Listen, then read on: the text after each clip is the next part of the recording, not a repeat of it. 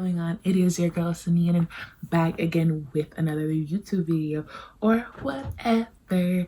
And I'm happy to be back. I got a lot of questions. The first question I want to answer is why I don't promote my YouTube channel. So and I posted episode 1 of Sanian's World. I'm trying a new approach to my channel. So my best friend, of course, she saw a clip, inserts clip. I'm telling you, the devil is listening. Right now he's hearing me, and I know he's about to try me. But guess what, devil? And so I reposted it. I get a lot of questions now. Oh, you have a YouTube channel? When did you get yourself funny?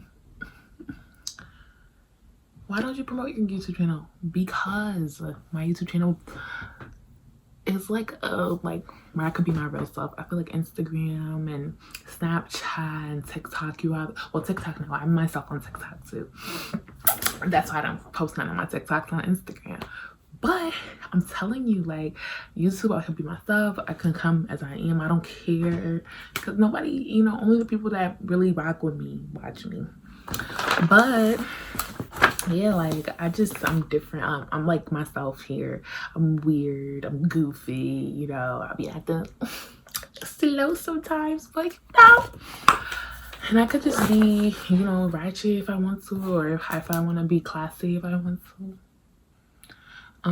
But yeah, but one thing you guys should know is I'm a teacher. I am on my 2nd year of teaching, and of course I feel like the 2nd year has been really eventful because coronavirus.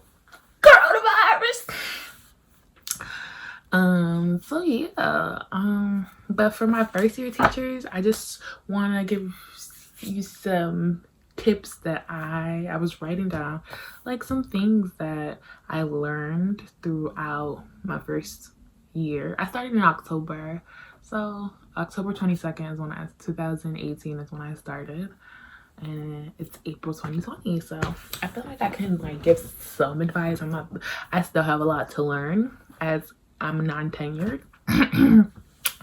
And I hope this year, this year has just been crazy as a teacher. If you're a teacher in an urban district, you understand. So I'm a teacher. I'm 23. I'm a kindergarten teacher in New Jersey.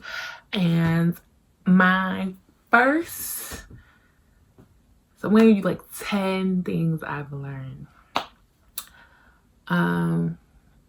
For number 1, it's okay to ask questions. Personally speaking, I don't like to ask questions, but I had to it's okay. Ask your questions. You're not going to have all the answers. You're not going to be able to do this. You're going to need help with that. You're going to need, even if the question is dumb, ask it. Sometimes most times, 9 times out of 10, people want to help you. Especially in the school that I'm at, they're so helpful. They always want to help. They always want to give back. And just asking, ask, and it shall be given. Knock, the door's gonna be open for you, sis. So, or sirs, we need more male educators. So yes, for my males too, we need more, especially African American male. We need you in urban districts. Yeah, so it's okay to ask questions. Don't be afraid. I know a lot, for me, pride gets in the way, or just being anxious to ask a question because I don't want to get a response that I'm not gonna like, because then my mood's gonna be thrown off. But I had to get uncomfortable and ask questions, and you know what, 9 times out of 10, they want to help you. Number 2, failure is sometimes an option. I know, pretty crazy, because before quarantine, they for our morning announcements, they always say failure is not an option. Failure is sometimes an option. You're not gonna get it right the first time, and it's okay. You're not gonna get it right the first time. Sometimes you have to make a mistake. Sometimes you have to make that mistake and learn from it. It's okay. You're human. Everyone's human. Your principal is human. Your superintendent's human. But don't make a crazy mistake, like, don't do it. It's scary. Sometimes sometimes your classroom management or your time management, or maybe even organization wise, you might not get it. You might fail. And from my first year, my first class to my second class, I've learned so many things. Like, I changed so many things from my first year. And from my first year teaching, for example, I used to always group my students based on, like, have one high, two mid, one low. Or, like, I'll just do a mixture of groups. And this year I found out that didn't work, and I had to fail. And a worst time to fail is during a classroom walkthrough from one of the supervisors. But I realized that didn't work, and I was able to talk to the supervisor and tell her and get her feedback on it. It's not bad to ask questions, because that helps you later on. And then I end up changing it to just having all my highs together, lows, mids together. And so it's okay. Failure is sometimes an option. Sometimes, and it's not technically failure, it's learning a lesson. And sometimes when you have students, they might not understand the lesson the first time, maybe, and then you have to go into your, oh my God, I forgot. What is it called?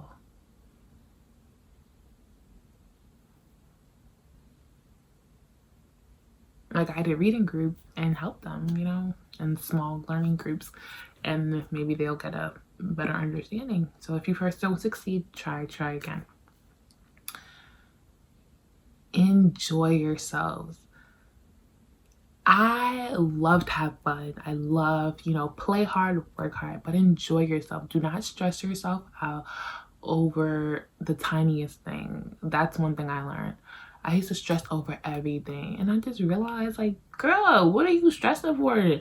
Most of these people here are not stressing. Most of the teachers don't. Like, they're not stressing over this. Why I was stressing because, I used to go overboard, like, with everything. Every holiday, my first year, every holiday, everything. And I used to stress. I'm like, why am I stressing? Let me enjoy it. Literally, kindergarten they're so easy to please. You give them an eraser, it's like they found $50. You give them an eraser with a pencil, what? You gave them $1,000. Put that with some crayons, that's $1 million right there. You know, kids are so, especially kindergarten, they're so easy to please. Number 4, learning to appreciate everything. Honestly, I thank God for my kids every day. I thank God for my job. Appreciate what you have, because before you had a job, you were wishing you were a teacher. Now that you have it, are you still happy you have it? I had to think about that when I was like, oh, when I want to complain, I'm like, thank you, Lord, I have a job. Thank you, Lord, for my students. Thank you, Lord, I'm able to teach. Thank you, Lord, I'm able to get paid a decent salary. God, appreciation goes a long way. And that keeps you level-headed and calm. Like, you just like, okay, I have a job. I'm happy. I have my students. My students are learning. They might not get it now, but they're going to get it. How can I do this? It's okay. Appreciation goes a long way. Gratitude goes a long way. Number 5. Hold on. I'm looking at my notebook because I have written some notes.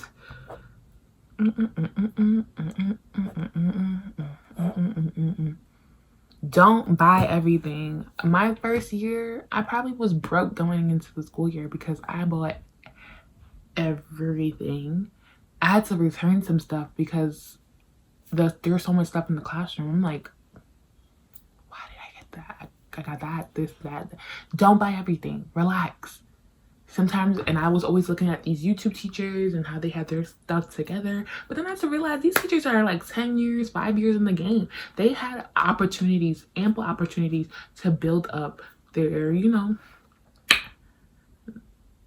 their supplies. Okay, I thought I had to live up to the Joneses, and this leads to number 6. Don't compare yourself. You are you. You do you. You are hired to be you and teach the way that you teach. Sometimes we're so quick to compare our classroom to another teacher's classroom, or someone's bulletin board to their bulletin board. Or you hear, oh, I went to such and such, like a supervisor or the administrator say, oh, I went to such and such classroom and they did this and that, and then you're like, oh, I'm not doing it right. Do you. Do not compare yourself to others. That's going to be your downfall. I used to do that a lot. And then someone was like, why are you trying to be like her? You're doing awesome. I was like, I thought I wasn't doing good enough. And I realized, girl, you're doing it, you know. And, you know, I was doing things kind of different from the other kindergarten teachers because she's been there for like 20 years, the same classroom. And, you know, I did my thing, you know. I tried it as, you know, just do some stuff that she did. And I used to compare myself like, oh man, we're not on the same lesson, maybe this and that, or I'm too far ahead, or I'm too behind in certain areas. And I'm just like, ah. And then that was causing stress on me. You know, my first year, I was kind of in a stressful place and I had to chillax, relax. It's not that serious. Okay. And I was like, okay, I'm not gonna compare myself. And I did it. Number 8, meet your deadlines. Don't forget your deadlines. They're important. Get your planner. Don't do it because it's bad. And I don't know what number we're at, but take risks. It's okay. Do something the school has never seen before. I was trying to do something, but coronavirus. Join committees, you know, hang out with some of the other teachers, get to know them a little bit. That's what I did. Take risks, get uncomfortable. It's okay. And it helps you grow. Mentorship. Find someone that's going to be not just help you with work, but actually give you sound advice and actually want to see you succeed and want to see you progress and do great things. And also you're able to have a dialogue and have a relationship that will benefit your teaching career. And I think that's it. I got all of them.